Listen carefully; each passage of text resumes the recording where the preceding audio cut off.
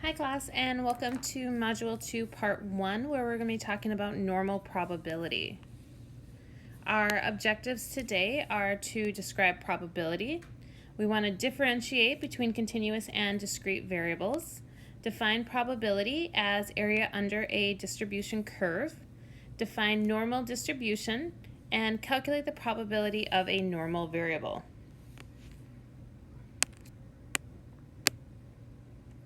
So some definitions here. Probability is the quantification of uncertainty.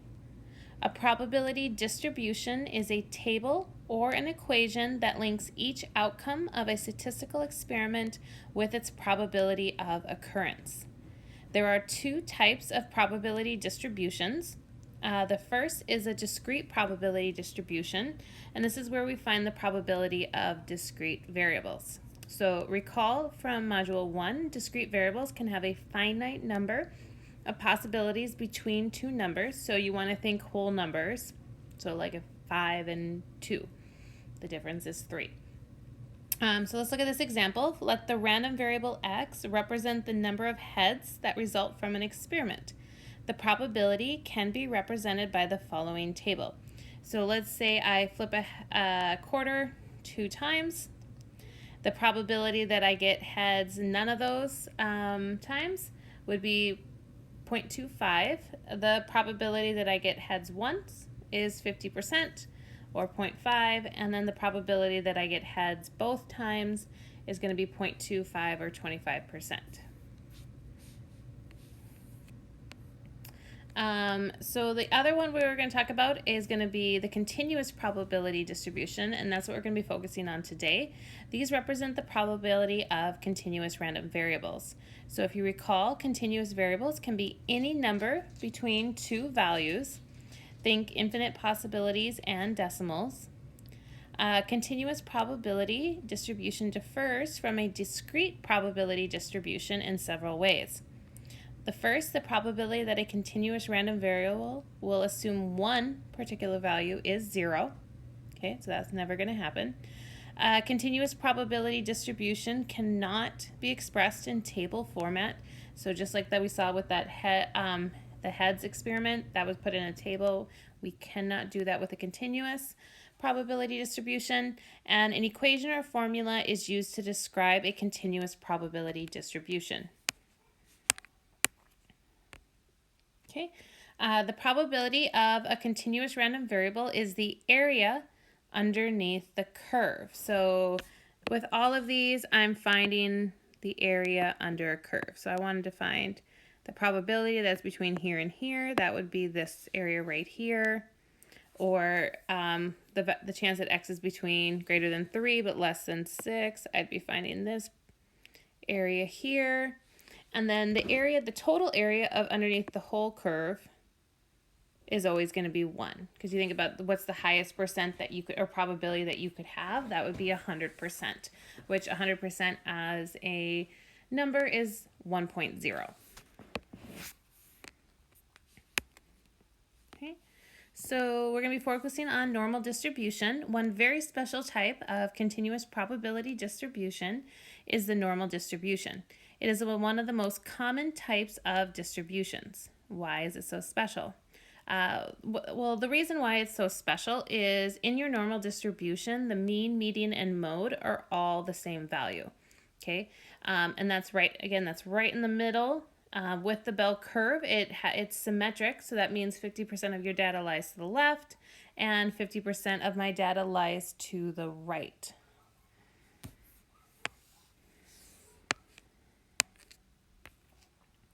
Okay, a variable is normally distributed if it's stated in the problem. We use the variable x for normally distributed variables, and the mean and standard deviation has to be given in the problem, otherwise you can't solve it. And here would be an example if I wanted to look at the distribution of pizza delivery time. So let's say this company, the average time it takes to deliver a pizza to a home is 30 minutes. That would be pretending my line is a lot straighter. So again, 50% of if the times lie to the left of that, 50% of the times lie to the right. The standard deviation is 5, so that if you notice, one standard deviation to the right is 35 minutes, one standard deviation to the left is 25 minutes. So I added 5 or I subtracted 5.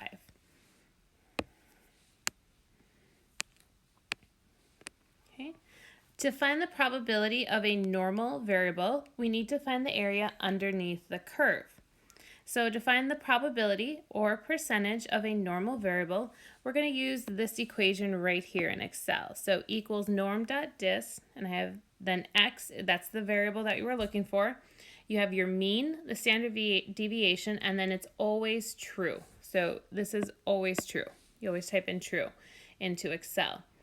Things to keep in mind when you're using the normal distribution function in Excel, it's always going to give you the area to the left every single time. Okay, so that can be good or bad. So if we're looking for the probability that it's going to be less than, I don't know, 5.7, I can just type it straight into Excel. We're good to go.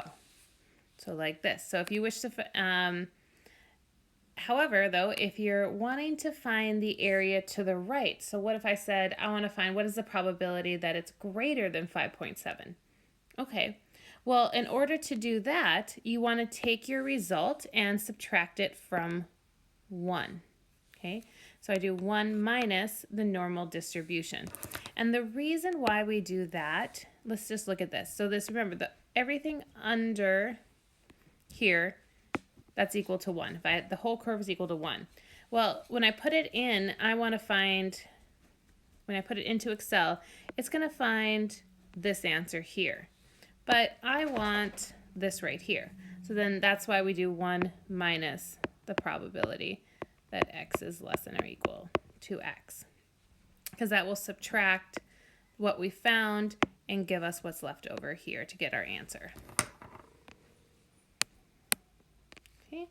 And then the other way we can do it, what if we need to find the probability between two variables? So kind of like that one with the box. I want x was between 3 and 6. So how would I find that?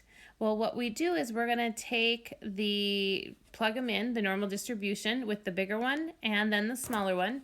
So I would do that p is less than 14.